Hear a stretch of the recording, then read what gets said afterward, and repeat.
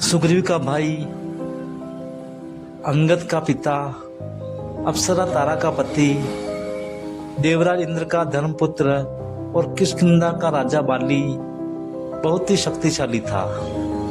जिससे भी लड़ता था, लड़ने वाला कितना ही शक्तिशाली हो, उसकी आधी शक्ति बाली में समा जाती थी और लड़ने वाला कमजोर होकर मारा जाता था।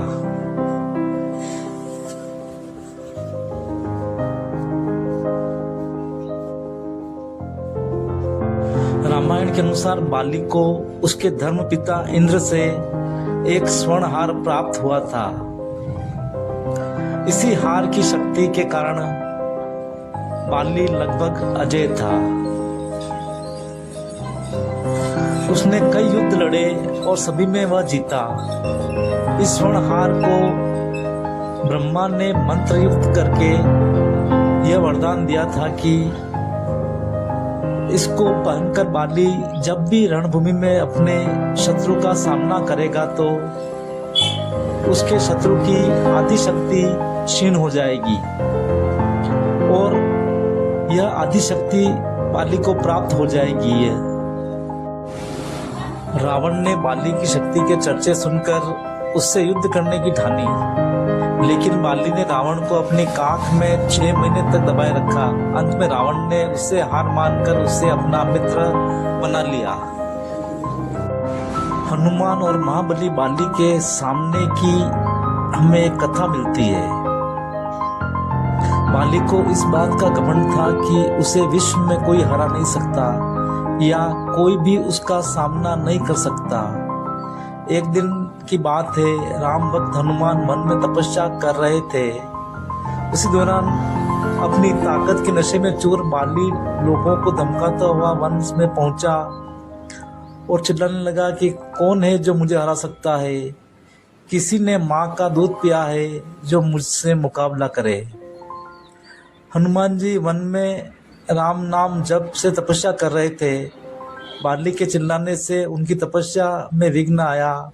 उन्होंने बाली से कहा, वानरराज आप अति बलशाली है, आपको कोई हरा नहीं सकता, लेकिन आप इस तरह चिल्ला क्यों रहे हैं? परंतु बाली उनकी बात नहीं माना और भड़क गया। उसने हनुमान जी को चुनौती दी और यहाँ तक कि कहा कि तू वानर तो जिसकी भक्ति करता है, मैं उससे भी हरा सकता हूँ। हनुमान जी ने बाली की चुनौती स्वीकार की।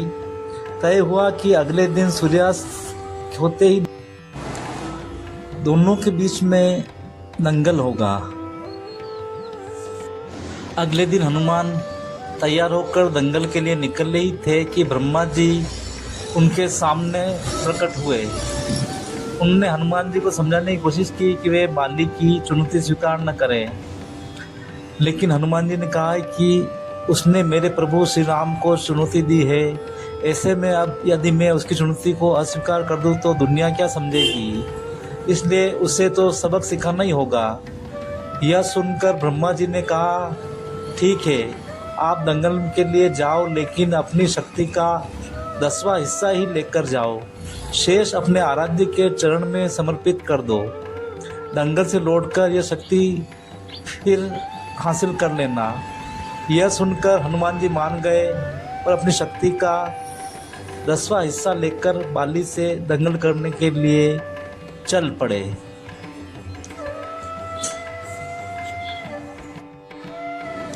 दंगल के मैदान में हनुमान जी ने जैसे ही बाली के सामने अपना कदम रखा, ब्रह्मा जी के वरदान के अनुसार हनुमान जी की शक्ति का आधा हिस्सा बाली के शरीर में समाने लगा। इससे बाली के शरीर में उसे अपार शक्ति का एहसास होने लगा। उसे लगा जैसे ताकत का कोई समंदर शरीर के अंदर हिलोले ले रहा है। चंद पलों के बाद ही बाली को लगने लगा मानो उसके शरीर की नसें फटने वाली है और रक्त बाहर निकलने वाला है। तभी अचानक ही वहां ब्रह्मा जी प्रकट हुए।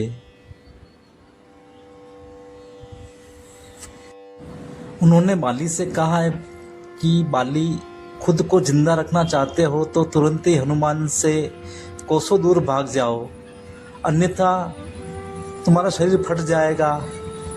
बाली को कुछ समझ में नहीं आया, लेकिन वह ब्रह्मा जी को यूं प्रकट देखकर समझ गया कि कुछ न कुछ गड़बड़ है। वह तुरंत ही भाग खड़ा हुआ।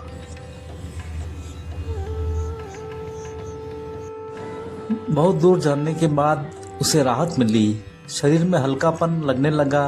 तब उसने देखा कि ब्रह्मा जी उसके समक्ष खड़े हैं। तब ब्रह्मा जी ने कहा, तुम खुद को दुनिया में सबसे शक्तिशाली समझते हो, लेकिन तुम्हारा शरीर हनुमान जी शक्ति का छोटा सा हिस्सा भी नहीं संभाल पा रहा है। तुम्हें मैं बताना चाहता हूँ कि हनुमान अपनी शक्ति का 10वां भाग ही लेकर तुमसे लड़ने आए थे। सोचो यदि संपूर्ण भाग लेकर आते तो क्या होता। बाली ने हनुमान जी को दंडवत प्रणाम किया और कहा कि मैंने बहुत बड़ी भूल की है, मैं आपसे क्षमा मांगता हूँ, मैं अपराधी हूँ, मुझे क्षमा करे हनुमान।